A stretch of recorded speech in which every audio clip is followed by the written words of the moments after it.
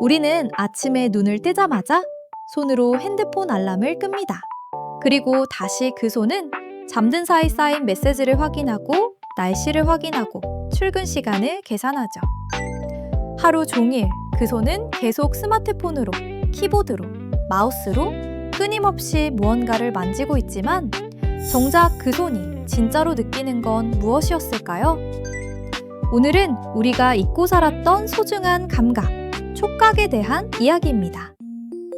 인간은 태어나는 순간부터 촉각으로 세상을 받아들입니다. 시각보다 먼저, 청각보다 먼저 살갗에 닿는 촉감은 뇌의 구조를 만들고 자아를 형성하며 감정의 반응 방식을 결정짓습니다. 영유아들이 모든 것을 만지고 손에 쥐고 입에 넣으려는 것도 이 촉각을 통해 세상을 이해하고 자신을 완성해 가기 때문입니다. 신경발달 연구에 따르면 이 시기의 촉각 자극은 뇌의 시냅스를 발달시키고 감정 조절 능력과 안정감에 결정적인 영향을 준다고 합니다. 하지만 현대를 살아가는 우리는 이 중요한 감각을 점점 잃어가고 있습니다. 직접 만지고 고르는 대신 화면으로 이미지를 넘기고 평면화된 설명을 읽으며 촉감을 대신합니다.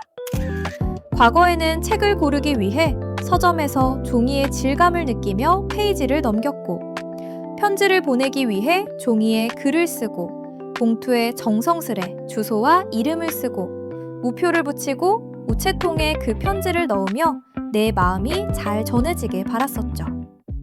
누군가를 만나기 위해서는 전화로 약속을 잡고 거울 앞에서 옷을 고르고 그 과정을 통해 길을 나서야 했고, 비로소 마주한 순간 악수나 포옹을 통해 우리는 서로 교감했습니다. 과일을 고르기 위해 껍질을 만져보고 신발을 사기 위해 직접 발을 넣어보던 그런 일상 속 다양한 촉각 경험들은 디지털 사회로 넘어가고 화면과 텍스트로 대체되면서 우리는 그 경험을 생략하는 것을 어쩌면 당연하게 받아들이게 되었습니다.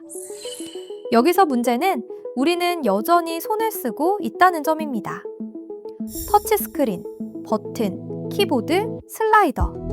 끊임없이 손을 움직이고는 있지만 그 촉각은 너무 익숙하고 반복적이며 평면적이고 규격화되어 있어 뇌는 더 이상 자극으로 인식하지 못합니다.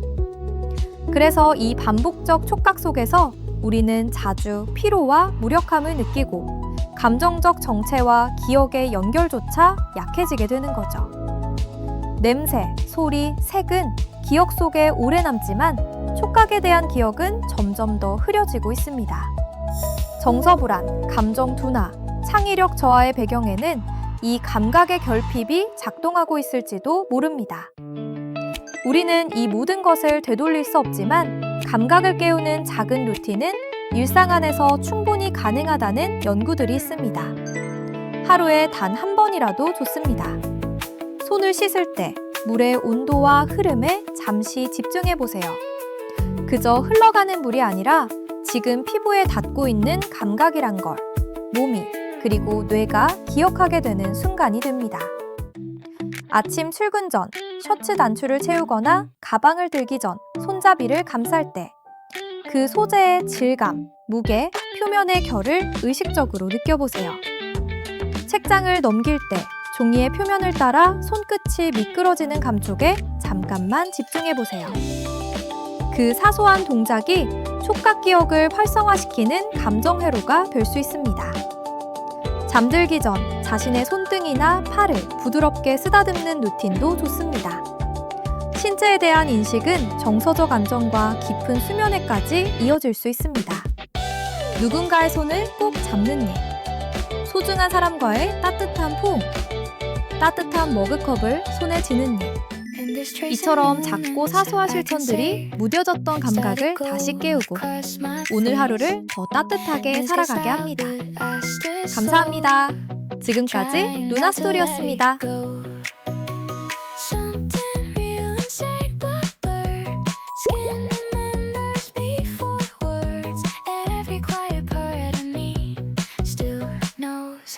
To feel free.